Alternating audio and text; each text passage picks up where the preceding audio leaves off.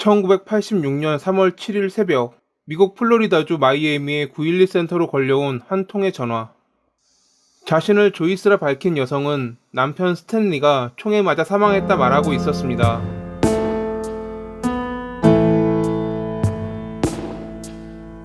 스탠리는 큰 건설 회사를 운영하며 백만장자 반열에 든 인물 중 하나였습니다.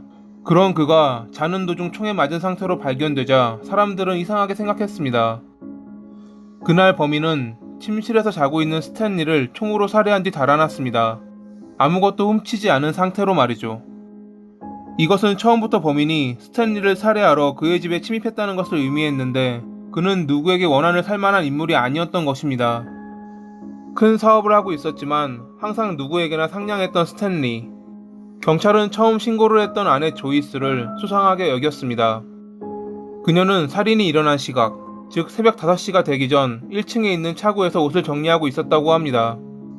2층에서 쿵쾅거리는 소리가 나기에 이상하다고 생각하며 올라가려 할 때 창문 너머로 도망치듯 달려가는 2명의 남성을 보았다고 말했던 조이스.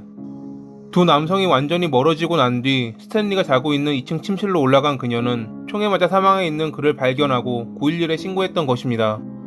무슨 이유인지는 모르겠지만 경보기도 꺼져 있었고 그들이 기르는 개도 조이스와 함께 차고에 있었던 점이 걸렸던 경찰. 결국 조이스는 마이애미 경찰본부로 연행되어 신문을 받게 됩니다. 스탠리와 조이스는 1974년에 만났습니다. 비서로 들어온 조이스에게 스탠리는 한눈에 반했었죠. 당시 스탠리에게는 약혼녀가 있었지만 결국 그는 조이스를 택했고 둘은 1974년 12월에 결혼했습니다. 자신보다 16살이나 어린 여성을 신부로 맞이하며 네 번째 결혼에 성공했던 스탠리. 예상대로 그들의 사랑은 그리 오래가지 않았습니다. 부유한 삶을 처음 접한 조이스는 세계 곳곳을 여행 다니며 매번 파티를 열었고 그 파티는 갈수록 격렬해졌습니다. 1980년대에는 약에까지 손을 댔던 조이스. 그런 조이스에게 지친 스탠리는 그녀를 말려보기도 했지만 소용없었고 결국 부부의 사이는 멀어져 갔습니다. 당시 조이스의 지인들은 자신도 그의 전 약혼녀처럼 버려질 것이라 말하며 항상 불안해하는 조이스의 모습을 자주 보았습니다. 가끔 스탠리가 다른 여성을 만나면 그를 죽이고 싶다며 지인들이 보는 앞에서도 서슴지 않고 말했던 조이스. 이러한 상황에서 일어난 스탠리의 죽음은 당연히 조이스를 의심하게 만들기 충분했습니다. 경찰이 자신을 용의자로 대하고 있다는 것을 알아차린 그녀는 변호사를 고용했습니다.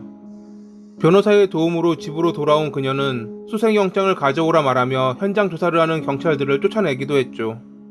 결국 경찰은 8시간이 지나서야 다시 현장에 들어갈 수 있었습니다. 그 사이 그녀가 무엇을 했는지는 그녀만이 알고 있을 것입니다.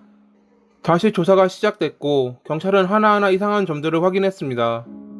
우선 조이스는 새벽 5시쯤 911에 신고했지만 이웃 주민들이 새벽 3시에 총소리를 들었다고 주장한 점. 실제로 부검인은 스탠리의 사망 시간을 새벽 3시로 추측했지만 조이스 때문에 시간이 지나며 확증하기는 어렵다는 결론을 내렸습니다. 그녀는 침입자, 즉 자신이 봤던 2명이 범인이고 그들이 강도질을 하려다 스탠리를 살해했다고 주장했지만 집안을 뒤진 흔적은 전혀 없었던 점. 집안에는 조금만 찾아보면 눈에 띌 현금 뭉치와 보석들이 있었다고 합니다. 그녀를 의심하며 현장을 조사하던 경찰은 집 인근 덤불에서 권총 한 자루를 발견합니다. 누군가 지우기라도 한 듯 지문 하나 없이 깨끗했던 총. 총을 발사 시 파생되는 잔류물과 일치하는 것이 그녀의 집 화장실에서 발견되면서 범행에 사용된 총이라 확신한 경찰. 하지만 조이스가 스탠리를 살해했다는 증거는 여전히 부족했습니다. 사건이 발생하고 며칠 후 경찰이 인근 지역에서 연쇄 주거 침입 혐의로 프랭크라는 남성을 체포하기 전까지는 말이죠. 그저 강도질을 하다 체포된 프랭크가 신문 중 조이스로부터 살인 청부를 받아 스탠리를 살해했다고 자백한 것입니다.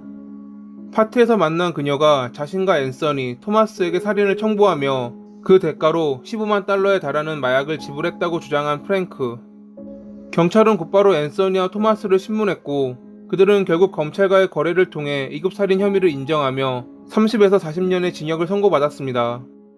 그들의 자백을 비롯해 여러 증거를 모으는 데 성공한 검찰은 1급 살인 혐의로 조이스를 기소했습니다. 그녀는 그렇게 법정에 서야 했고 3주간의 재판 끝에 25년 후 가석방 신청이 가능한 종신형을 선고받았습니다.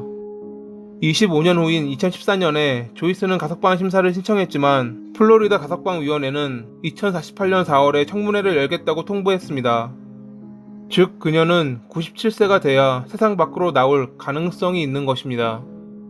급격한 환경 변화에 적응하지 못해 환락에 빠져 돌이킬 수 없는 짓을 저지른 조이스. 그녀가 여생 동안 세상 밖으로 나오지 못하길 기도하며 이만 글을 마칩니다. 오늘도 시청해주셔서 감사합니다.